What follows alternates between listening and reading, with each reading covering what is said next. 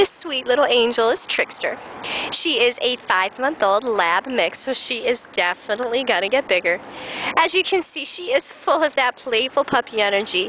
She loves to run around and see what's going on around her, meet everyone and see everything. Just a very playful girl.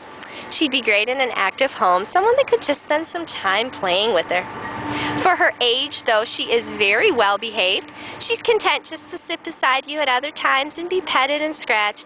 She's a very friendly girl. Her tail is always wagging. Just has very good nature.